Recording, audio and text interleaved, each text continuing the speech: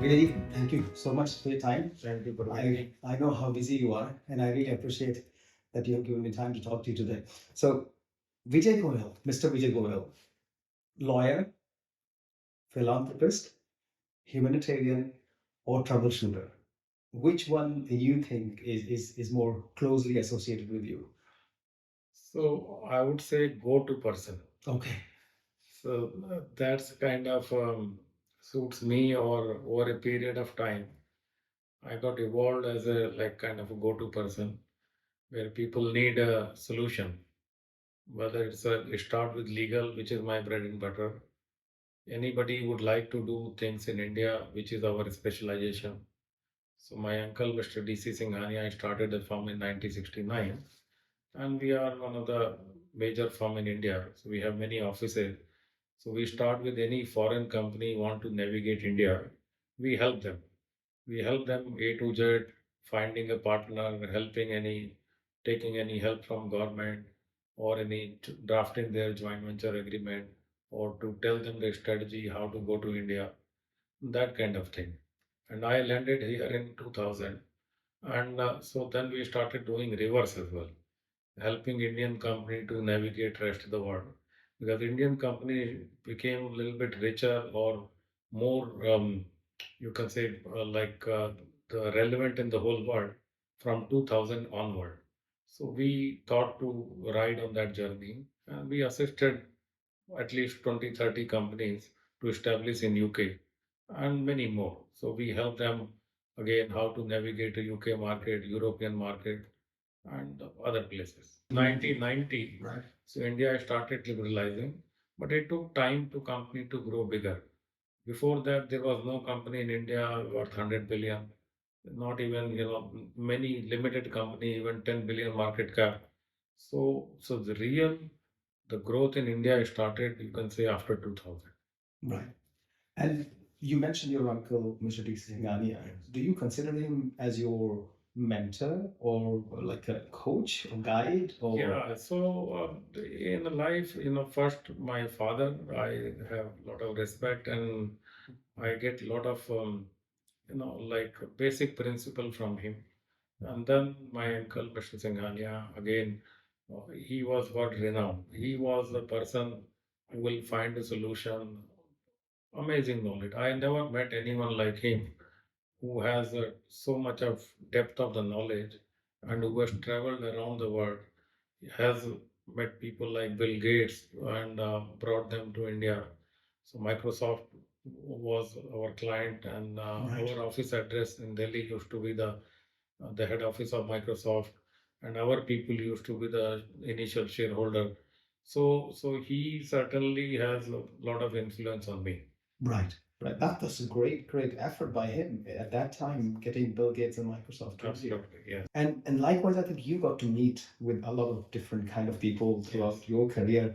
I saw your pictures with the king and queen here, and prime ministers and Bill Clinton and others as well. So how does it kind of takes you to on your journey when you meet these dignitaries and people? Does it help you in your professional career or working on the assignments you are looking at, or is it more like just in getting inspired by them?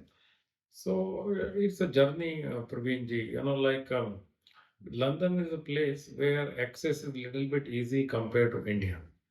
Had it been in India, then it would be very difficult to meet people like Mr. Clinton, or King and Queen.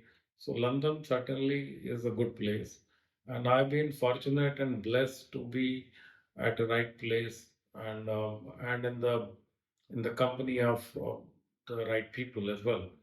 And then I worked towards it. I started Indo European Business Forum as a chairman in 2007, and we have people like Mr. G.P. Hinduja, Mr. Anil Agarwal, Mr. S.P. Lohia from Indorama, and many big uh, people from India, Europe, and the rest of the world on our board. So that again creates a cloud. And then I've been doing many events in India and UK and Europe to create a visibility and to transform the business between this corridor. And then I was the chairman of London Chamber Asian Business Association. that again creates a profile, networking, visibility. So then I became chairman for SOCHM for UK as well. And then I joined many charities. So like I'm one of the board member or ambassador of Barnardo's, where earlier the Queen was involved, and now again some of the royal family members are involved. So that helps, and it's a lot to learn from these people. They are there because of the reason they have done, they have achieved well in their life. So whenever I meet someone, I try to imbibe or try to learn something good, and whether I can implement that or not, which time will tell. But certainly, like I'm trying my bit. So, according to you, what does define success? What does define a person as a successful person? What do you think is success is? So success for everyone is different. Like in my case, like you may be thinking I'm a successful person, but I sometimes I have again up and down, low and high. So I sometimes feel I've not achieved anything yet. So lot to do, lot. So again, uh, it is a person to person, but success, I personally would say, if people respect you, and you feel sense of little bit fulfillment, sense of achievement, or and but again is comparatively, like some people may have not achieved success in career or in money or in power, fame, name, but they are happy. So it's very difficult. Yeah. So, do you think success is proportionate to happiness? Is that what it is? Generally, in my limited knowledge, it is not proportionate to the happiness, because some people are from outside. It Right. looks they are super super successful, but they are not happy. Right. So, but it should be linked to the Okay. Well, happiness. I think I agree to that. Yeah. It should be linked to that in a way. Yeah. But then is there or maybe are there many quality or values which makes a person a successful person? Do somebody need them? Yeah, I personally believe yes. Right. Some people are born lucky, where which family you born, and which atmosphere, and that's a born lucky kind of thing. But otherwise, to be successful as a normal human being, the first ingredient is working hard. Okay. There is no alternate to work hard. Right. Like whether it's looking after your health, that's prime thing. Then looking after people around you, and then constantly, redefining your goal. Make a task of what you need to achieve and how you need to achieve, and then keep chasing. In whether as a lawyer or whether as a businessman, whether as a kind of connecting people or deal making, every time, every day, every moment, I have to think what next. And let's say tomorrow I send a message to someone, he doesn't respond, then again I have to remind myself that I have to chase him, because it's like constantly working hard and there is no stop. Like you cannot think like today, okay, I've done 5 days, Monday to Friday, and then it's done. Like, or I have worked from 9 to 5 or 9 to 6 or 9 to 7, it's done. I personally feel if you want to do something in life and you want to create your space, create visibility, it's like 7 days a week, 24 hour. You cannot say that, okay, after 10 o'clock I stop, or on the weekend I stop. So I think you sacrifice, many people think like your personal life or family time, or you do sacrifice. So I think working hard is certainly number one. Right. And then you, with other ingredient like be honest, be straightforward. That's I feel personally, and be humble, be approachable, and keep learning. So I think these are the ingredient I would say. Where does the loyalty stand in there? It does. Yeah, I personally feel, like one has to be loyal. Like even in my case, in this company, Singhania company, I'm there from 1998. Wow. And I never thought, like not even for single 1 second that I should look for something else or whatever. Like I think personally, that's one of the key ingredient as well. Loyalty. Loyal to your family, loyal to your friends, loyal to the people you work for, loyal to your client, loyal to your employee, employer, everyone, your stakeholder. You have to be loyal. That's I feel true. you. Yes. That's true. May I just maybe try and bring a new dimension? So I think you said hard work is very essential.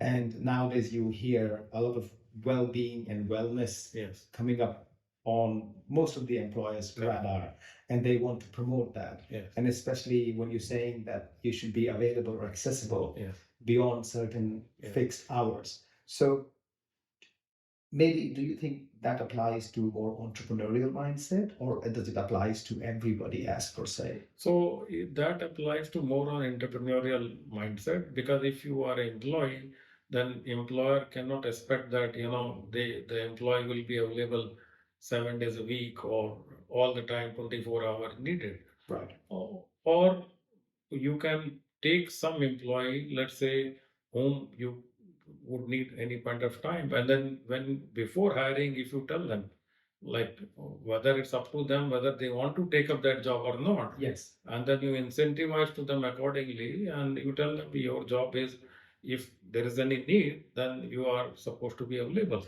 Or maybe I think you're perhaps suggesting, and I'm not trying to Yeah. mold your words, but I think maybe for those employees who really want to achieve great success in their life, they may have to do beyond the fixed scope of their Yeah, working. correct. Absolutely. That is one. And they need to Or think- secondly, some employers where you define the role, and then this is the role you are supposed to be available whenever is needed, extra hour or weekend, whatever, and it's up to the employee to accept the role or not. Right. So Yeah. yeah, that way. I mean, I don't know whether you came across recently, there was a debate in India going on about 70 hours working week Yeah, and yeah. whatnot. And so I think suppose perhaps that's, but I think I got your point. It's more about if the individual has got more hunger to succeed in Correct. their life, Yes. they need to go beyond their scope, which is defined for them. Absolutely. They have to break the barriers. Absolutely, 100%. Right.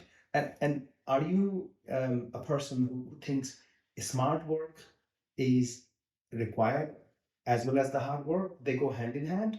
Or do you think smart work has got no place, only hard work has got a place? No, I think smart work is more important than the hard work. Right. Let's say you work 7 days a week and not achieving anything. So I would say smart work is more important than the hard work. Right. But certainly it goes hand in hand. It should not be that, okay, like, you are working smartly and then not working hard. Right. So certainly it has to be combination of both. Right. I think that's fair enough to say. And then you touched upon that working hard, loyalty, and then I think you said attention to details as well, that they should really look into the things in a more careful manner when they're doing it. Absolutely. Yeah. Moving on from this particular aspect, I think maybe if I can just take you back to your initial stages of the journey where you mentioned that you looked at your father as your role model. So were these qualities from your father you adopted? Yeah, my father, I feel very honest, very hardworking, straightforward, and believe in karma and looking after people around him, and not to be greedy. So I think these are the basic thing which I have gotten from him. Right. And he was from India, of course. He's So from you were in India in the initial years. So you spent a long time in India? So I was born in 74 until 2000 I was in India. So almost 26 years Right. I was in India. Yes. And was there any kind of like a learning curve which you took from India when you came to London, and that helped you in your kind of progression here? So I never dreamt to come to London, Right. And, so I belong from a small village and in UP. So my beginnings are super humble, even my English was poor and is still poor. And, so I could never, I never tried, or I could never get a UK proper accent as well. But the key was like keep working, keep trying to focus on what you do, and working hard, and that's way. And if I look back, sometimes I feel I don't know how I completed that journey, and it looks like yesterday. There's so many ups and downs in between, but Indian culture is, I think, one is entrepreneurial. So it is inbuilt in at least my gene be like kind of entrepreneurial mind. And the second thing, like keep working. And these are the two things which I brought it from India, and I continued on that journey. Right. I think that's fair enough to say.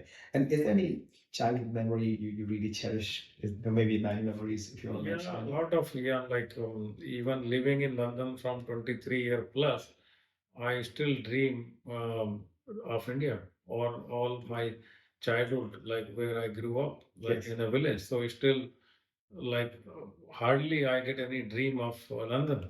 So it's somehow inbuilt deep inside in my mind, and all the good childhood memories, you know. So when you went to school there, would Yeah. that be maybe around 80s, 84? That's the time period. When did you leave the village roughly? So I left in 1990. That's the when you left the Yes, village. correct. So So 1990, I went to Lucknow. you must have been 16, 17 16 years. years. Right. Correct, correct. So I have some vague memories of my village Yes. where the school was, and then we used to carry this big like board, blackboard. Yeah. And the No, white it's not chalk. like that. It So it was, wasn't like that in your yeah, village. it was Okay. properly like proper concrete building school Right. with 100 room, but basic facilities. Right. And so there was no like there was no, it was high school and inter, but the exam used to happen somewhere else. So Right. we used to go via taxi or via bus or to give the exam, and very limited sports facility. So, and I think again at that time the technology was not great. There was no iPhone, there was Yeah. no mobile set, no communication on that, emails kind of thing. So it was like pen, pencil, and book. But really, even my school days, I used to work hard, and I used to also support my father on the business side as well. Like I used to go to my shop and mill and kind of help him in between, and after school or like that. And I was self motivated. I was always self motivated. Even my father said, "Why are you like studying so hard?" But it was self motivation. And there was a point came after 12th, which is like intermediate. Then, so my father said, "What do you want to do?" So I said, "I would like to go out of the place called Ticonia because there was no further school, there was no education." He said, "If you want, we have this, kind of a mill or a shop. You be like Yes. continue the business." I said, "I would like to study." So he said, "Okay, yeah, most welcome." And then I took that year. There was an entrance exam in Lucknow University, and so first time, then five of my like the friend, we appeared for that exam, and Lucknow was far at that time. We used to take a evening train and be reaching there in Lucknow and staying with someone known from the family. Course, yes, yes. And giving exam and come back. Then result came back, only I could qualify for the entrance. So again, the journey started. I reached Lucknow, and it was a hard time. Then I stayed in the hostel, and initially it was a little bit of kind of ragging or a little bit of bullying with the seniors, but not that harsh. And in that environment, so the first time out of the village to a bigger place, city of like big people, like Capital city of capital Australia. city of UP, and in the hostel also there were close to 100 room, 200 students, and from all over UP. Right. So people were from Meerut, from Gorakhpur, from Basti, and the once you land there, there's a lot of caste system as well. Right. So Okay. people were like, this is the Bania, this is the Pandit, this is the Thakur, and everyone had their lobby. Right. And they were a student from the Lucknow University was a little bit notorious. A lot of gundagardi was there, and some of our student leader, they were so-called leader at the time, and they were there for 10, 20 years. Of course, because that's how Because their political that's career where the moved. political Yes. career started. So Yes. the hostel rent was very low, maybe 100 rupee per whole year. Yes. And even the tuition fee in the university was very low. And but you had to look after yourself. There was no food provision, so we had to like kind of. I was the first person who used to walk, and nobody in the hostel used to walk. So I used to get up in the morning and go for a walk. And then That's people nice. started following me. Then I was the first person who generally there was a shop behind the hostel, and all my mates used to go and have a tea and bun. And I thought, no, it's not good. Tea is because my parents told me tea is not good. And so I used to go and bring the cow milk, and I used to carry the utensil and go and bring the fresh milk initially, and everyone used to laugh, but I never cared. And then I used to bring the milk, make a dalia or drink milk with bread, and and then there was no provision of like kind of lunch or dinner. So then we used to go out, look for a restaurant, and then go for it. Then all there were roughly So what, like those dhabas? the Those like dhabas, okay. correct. And then Because when you say restaurant, yeah, it's yeah, like more the than lunch. dhabas, correct. Right. Then some of our friends, we decided to create a common. We hired a cook, and then we used to like give him material, and he used to make lunch and dinner. So we That's used to very all entrepreneurial. and yeah, and then share the expenditure. So that journey started from 90 till 98. I was in that hostel, and super good memories of that hostel. I did my BCom, LLB, and then I also joined Jaipuria Group of Institute. It was new, and luckily I qualified for my PGDBA, like MBA in business. And when I joined MBA again, it was difficult. I used to clear written exam of many MBAs, but I could not qualify for group discussion, which was like because my vocal English was poor, and in the group discussion I could not qualify. But in Jaipuria, luckily it happened. And so when I reached Jaipuria, it was again a new world for me because in Jaipuria at that time, the students were from across India, not only from UP.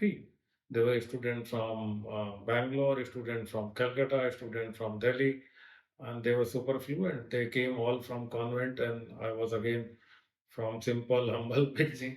So I found kind of, I don't know how I will survive, but luckily, again, as I said, hardworking, and during like my time, fourth semester in Jaipuria also, I was there was only two boys from the finance side who got a placement in Delhi. I was one of them, and so Wow. I did well there as well. And even in my graduation in Lucknow University has many colleges attached with Yes, that. yes, they have it. And I realized that in the final year when I passed, I was number 11th in whole university. So generally they publish till 10th, but I don't know, somehow I came to know I was number 11 in the university as well. So I think again the credit goes hard work, like To the efforts you put to in. the efforts you put in, Wow. and then you get a result. So from there, from Lucknow, then journey started in Delhi. I joined Guinea Filament as a management trainee, and then within 1 or 2 months, then I was called by my uncle, and then I joined Singhania Company in '98, and then from there it becomes history. Wow. Well, that's really incredible. I mean, 98 perhaps is the year when I entered the law school. And I was in Lucknow anyway. But isn't it interesting that the Lucknow perhaps maybe it's changed now, Yes. but at the time it was still about the same what you explained. Yeah. That the universities would have that old traditional methods of like functioning, and the students. I don't know if, I mean, they have a mess because I never stayed in the hostel, but yeah, I mean that but you did quite well. So you organized a cook and everybody. Not me together, like all my friends. That's really good. Yes, correct. Yes. And I think your leadership skills were kind of like getting polished there. So when you came to London, I think that really added on. Yeah, at that time, I would say the hostel life has given me more independence. Right. So, once you are away from your home, so you are away from your basic comfort zone. But that was the first time. That's the first time in life, so, and you had to struggle hard every day. Right. Like you had to, like imagine at the age of 16, You are living in a big city amongst unknown people and making your own breakfast, lunch, dinner.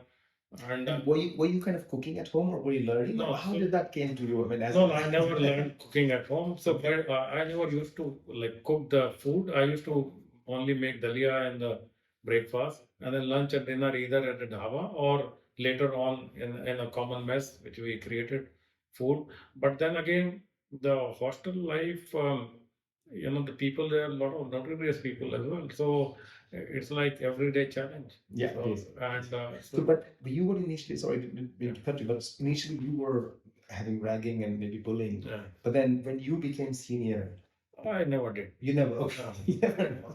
And about the food, I mean, have you pursued food making even now? I mean, do you make No, I anything? know I can make a basic food. Okay. Yeah, but my wife cooks well, and she also learned here. She never cooked in India, so yeah. So we both, help each other. Right. Okay. Yeah. I mean, I think, yeah, some people say that they manage to learn so much that there's some of the dishes they continue later on in their life. But I suppose, yeah, that are maybe not the everyday thing. So, so tell me about when after Delhi, when you came to London, how was your experience here? I mean, from perhaps let's say from the day one. So day one, I didn't know anyone. Like apart from one of my colleague who was in the office, there were some people who were here. They left Singhania. They kind of created their own, and there was a rumor that Singhania is closing down. So it was a task. We had a posh location office at Buckingham Gate, and the expenditures were very high, and income became very low. So I struggled. I struggled. I never took a salary kind of thing for years, and kept working hard. Then I thought we cannot just survive on Indian law. So, and then we tried to take some local people here.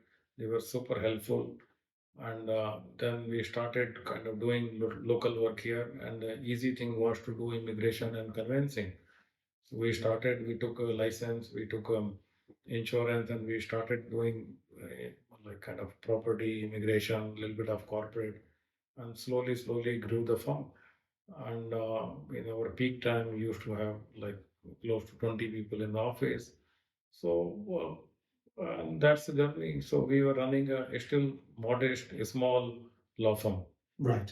Right. But side by side, because again, the practice of working hard, like meeting people constantly, going out every day. Going out means attending some networking. London is a place where I learn the networking part, which is like here you become a member of London Chamber or many more. I was involved with most of the thing.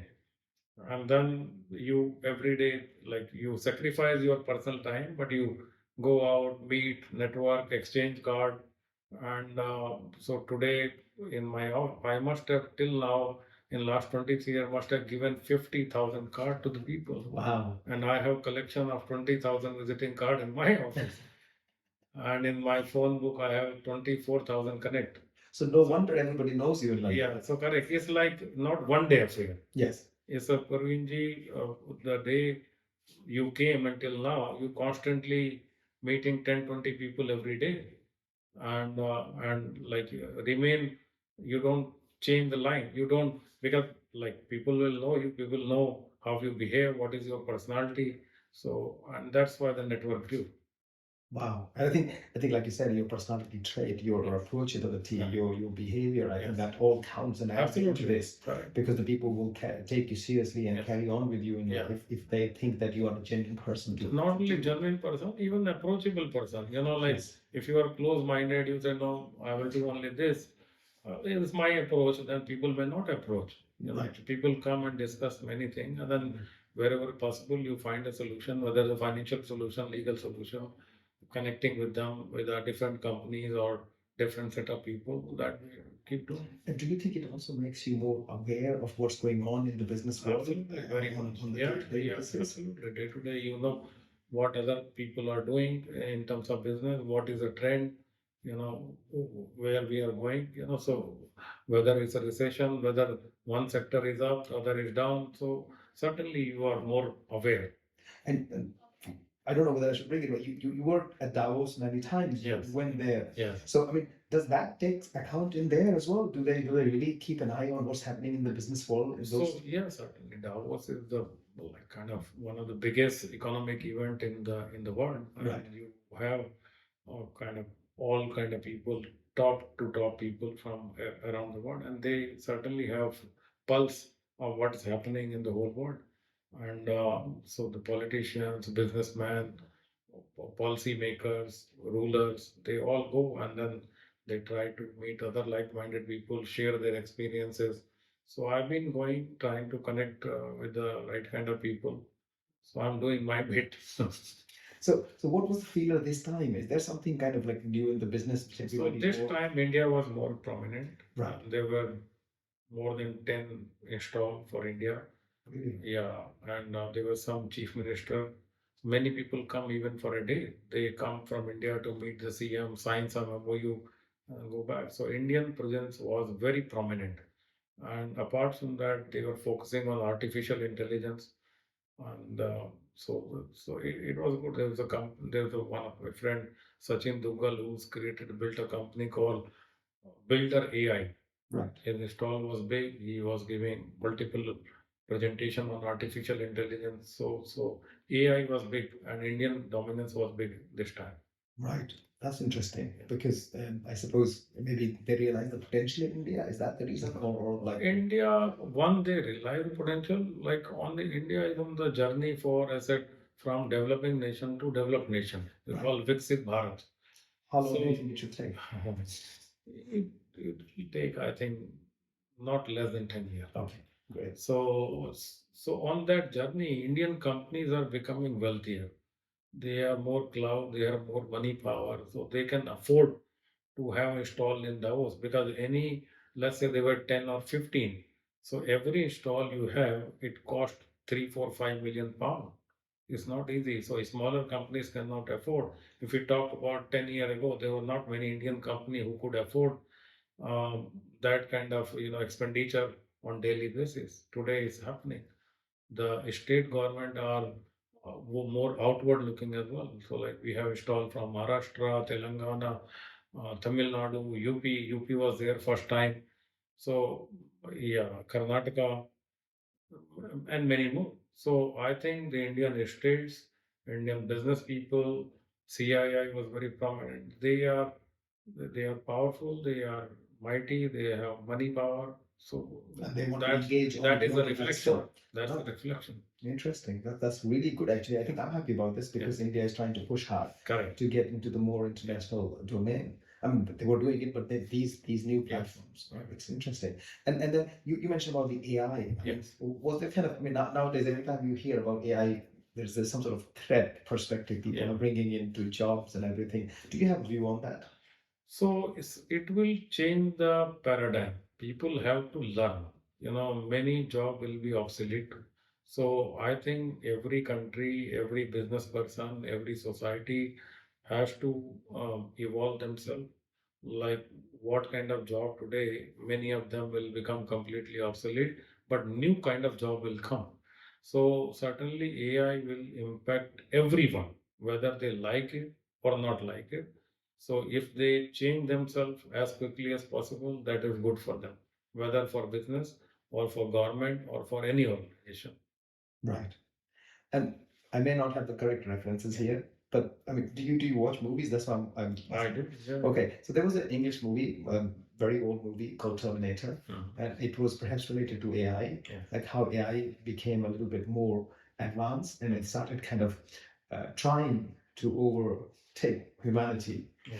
I mean, Which will not, in my opinion, that will never happen. okay, So the human touch is necessary. Even today, let's say during COVID, we all gone into Zoom or team call, but like we are sitting down and talking, Yes. this conversation can never happen on No. Zoom, or No. you cannot share your feeling yes, on Zoom or team. You come discuss business point to point and then thank you. yeah, So it is very difficult to build a relationship on Zoom.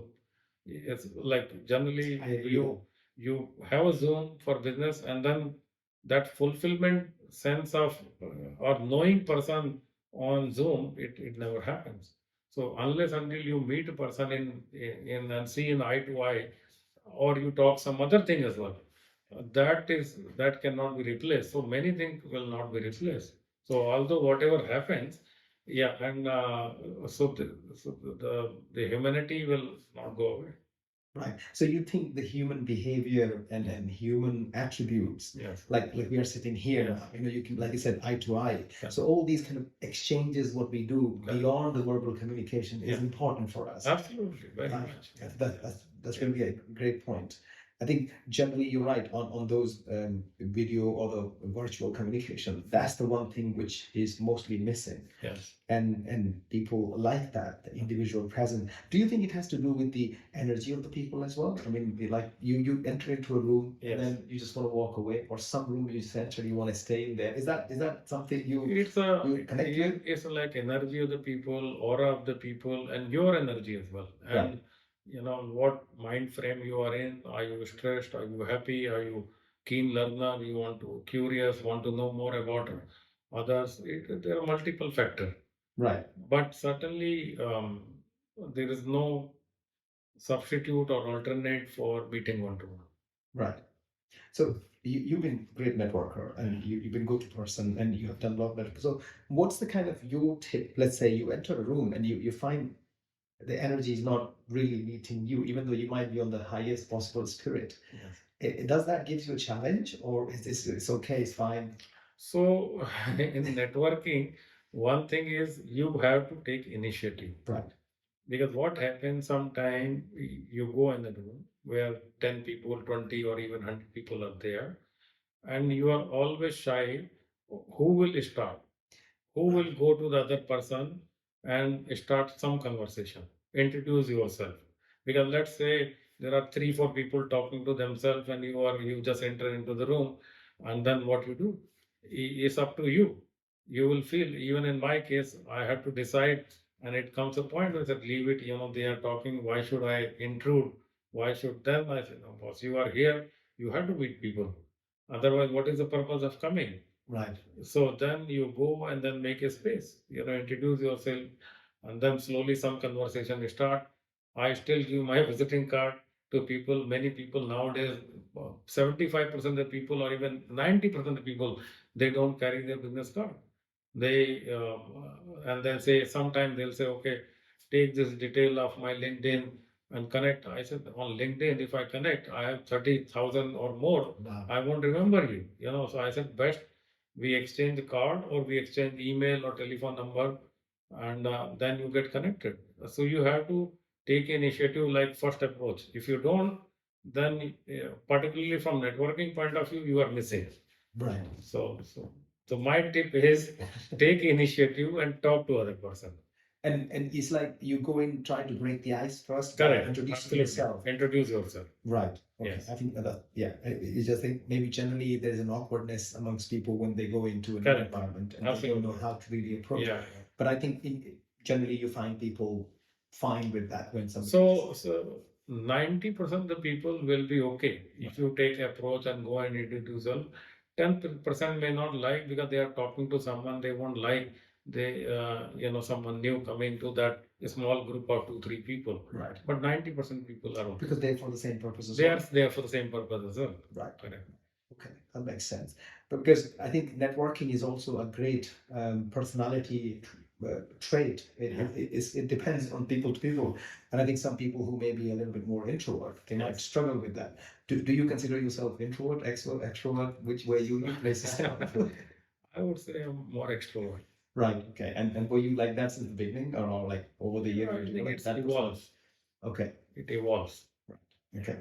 And for the networking purposes, generally, when you meet people, do you think it's important to follow it up afterwards to build a relationship? Yeah, very much. Right. Yeah. So I did multiple mistake in terms of, like, all this card I have, I should have digitalized it, make a point, like mark it.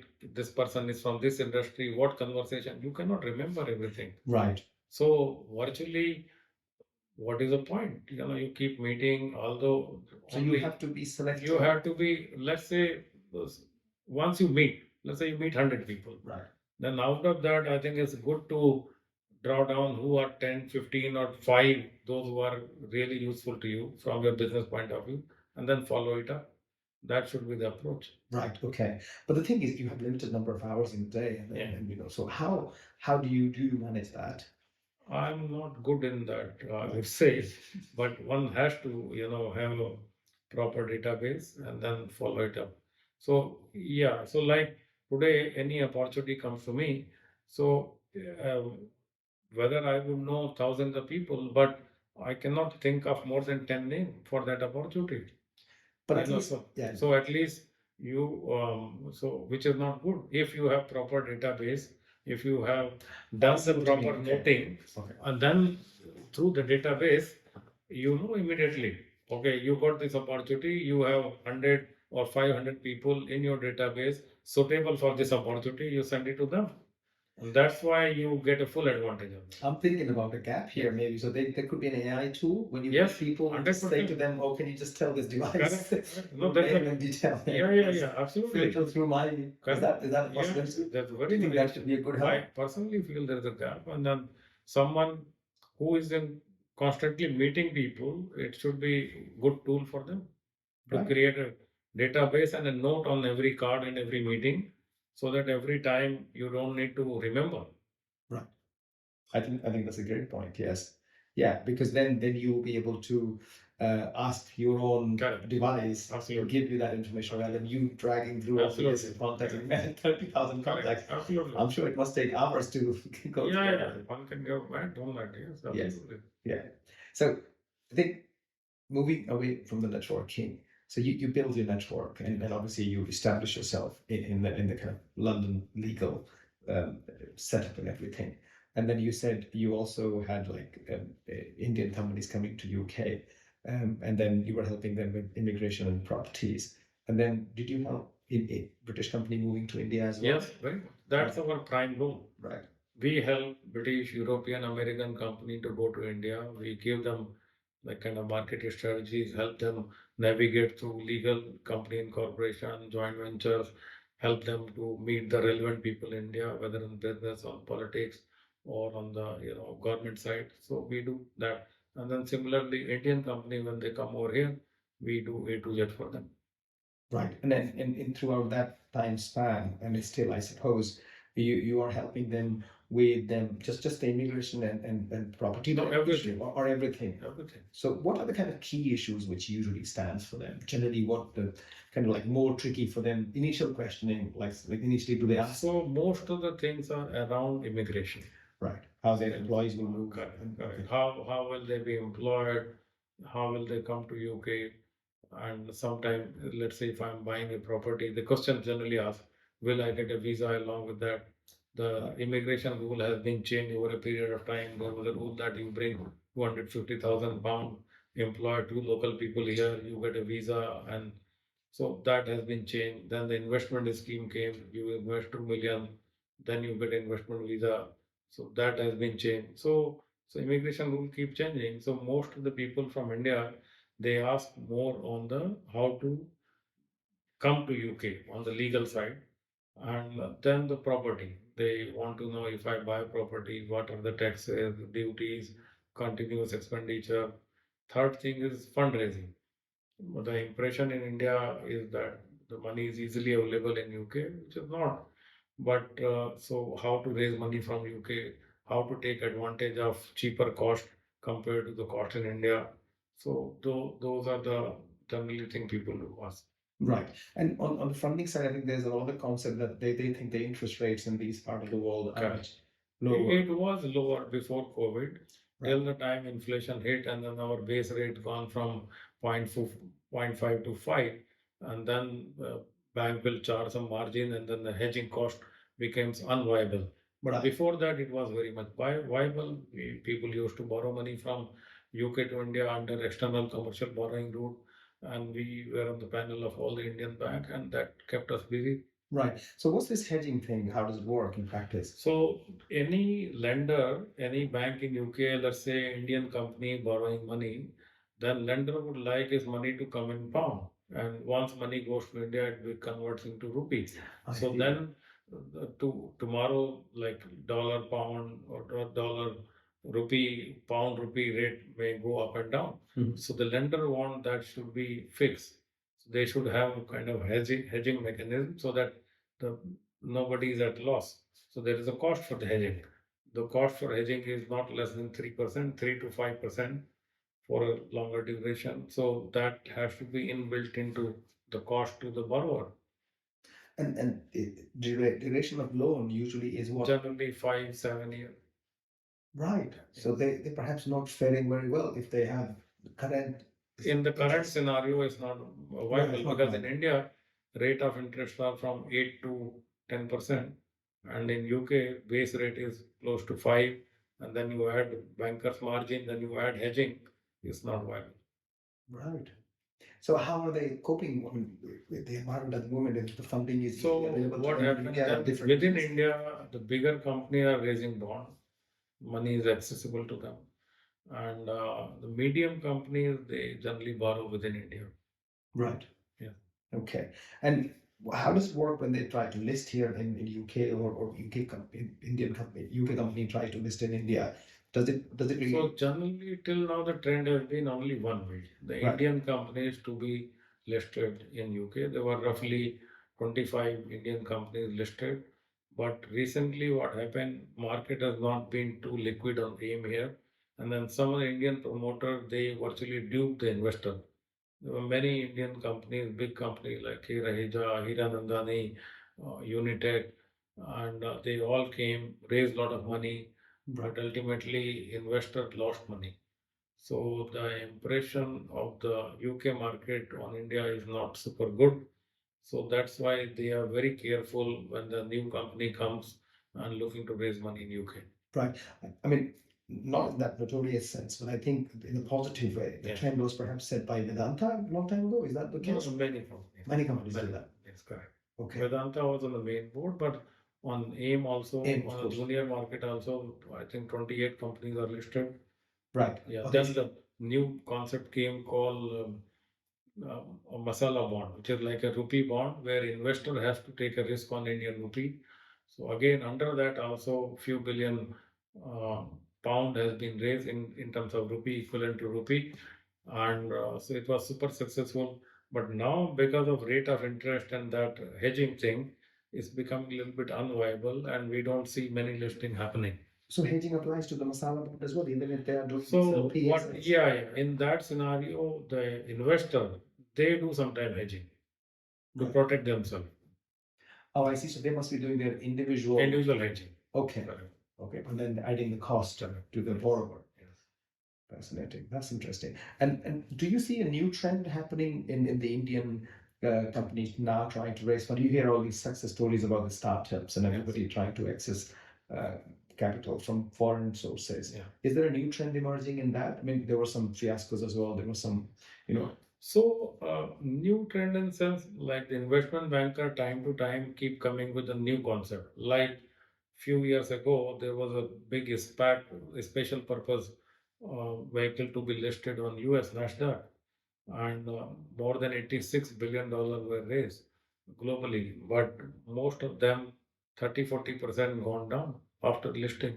Some of companies are completely wiped out.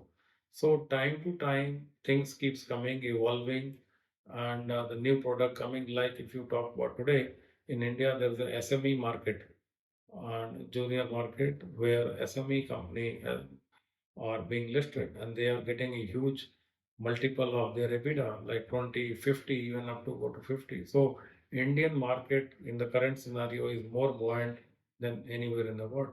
right. So do you think there's a huge future for Indian listed market? Yes, absolutely. Even on the junior side as well? Even on junior side. I mean, we have India BSc, NSC, and there was This one is a new market called SME market. Okay, and there was one advice for Ahmedabad. There was some other Gift city. Right. Okay. So the gift city is a place in India where like foreign territory within India. So if you list your company there, not list in the sense, if you create any bond Right. or any presence, that will be treated as a foreign entity. So you are not liable for local taxes. So it's more like what, Dubai and other places? Is that It's right? like it could be Dubai or London. It's like you are creating a foreign territory. Let's say uh, you create a fund. Right. That fund will be uh, applies as a foreign jurisdiction, not as an Indian. So Right. you are not liable for any local taxes. So how does it work for Indian government in terms of, especially when they're looking at the revenue? So coming it from has tax? been no good for India. What happens? Let's say earlier, you were supposed to, like under LRS, liberalized remittance scheme, a person of Indian origin, normal tax paying person can send $250,000 per year per person. So let's say they used to send money to UK or Dubai or Singapore, anywhere else. Now, any bank or financial institution can establish a branch in the gift city and receive the money then there itself. And then you can open a pound account, dollar account, or other currency account. So, from Indian government point of view, at least you are creating employment, you are developing a new concept, and that's been fruitful. Now, many Indian banks used to open branches all over the world. Now they need not to. They can open their office in gift city and can do all the foreign transaction. That will be treated as a foreign branch of Indian bank. Right. So you are basically saving money on sending people all the big expenditure outside India. You are creating an environment within India, employ Indian employees, everything is Indian. So at least you are saving on that side. And does it create any issue when, I mean, let's say within the perimeters of a gift city, you just create the structure Correct. and you could function throughout the whole other parts of India? Absolutely correct. Right. Okay. Or it's not just like a contained zone. The zone only. No, it's contained zone. Right. You are classified as a foreign company In a gift city. in the gift city. Right. And then as a foreign company, whatever you are allowed to or supposed to do, you do that. Right. Okay. So where does this all FDI regime stands with this? The foreign direct investment Correct. regime in India, which 1991 liberalization Yeah. brought in. Initially, there were certain sector So limitations. we and are then they got opened up. continuously liberalizing the rules on bringing FDI to India. Most of the sectors are 100% FDI is permitted. Yes. So that way we are moving ahead from gift city point of view. So let's say as a person of Indian origin, I create a branch in the gift city that and keep money there. It could be pound, but when I send, because it's not FDI, but if any institutional investor send that money from gift city to acquire company to invest, that will be treated as FDI. Right. Right. So they're getting advantage on the both schemes. Okay. Earlier there was SEZ as well. I mean, Yeah, there are many SEZ still. Right. Okay. But they are SEZ has their own rule, and then government gives a lot of tax incentive. If you establish an SEZ, government provide a basic infrastructure for power or basic utilities. Right. So do you know this gift city, is it like a central government scheme or the Central government. Okay. The central And government. they only have one gift city in India. Only gift city in India. Okay. Okay. This is, I mean, so then the benefit of that perhaps goes more in the kind of whole countrywide. Correct. That's why there is no state-wise. And where do you see India in terms of all these FDI and the gift city initiatives? Where do you think the policy-wise they are heading? I mean, if you are able to, So certainly India is going in right direction. Certainly opening up multiple sector. Right. And earlier, if you talk about India used to import all the mobile. Today, India is in position to export billions of dollars of mobile. India, the defense sector, earlier India used to import. Today, more than $2-3 billion of defense product we are exporting. Pharmaceutical, we are exporting huge. IT, more than few $100 billion of IT export out of India. So in manufacturing, like last week itself, our foreign minister has said if we want to compete with China or if you want to remain strong in the world, we have to focus on manufacturing. A lot of incentives are given on PLI production linked scheme. In some of the state government at a state level, they can offer up to 50% of the subsidy in terms of if you manufacture, let's say, a smart chip or those kind of thing in India. So there are a lot of incentive on green hydrogen, green ammonia. So in solar, India is today number one in the whole world. So certainly we are moving forward in the right direction. In electronic, we used to import everything. Yes. Today we started exporting on electronic item. So Apple we manufacturing. correct to Right. India as well. So certainly we are at very advantageous situation. Right. And with regards to the mobile industry, I mean, I think I heard about the chip making as well in Yes. India. Are they able to do it still, or they They still are doing it. they're doing They it? are doing it. Foxconn is putting a big factory in India. Right. So there are some local players, but most of the foreign players are coming to India into chip manufacturing. Right.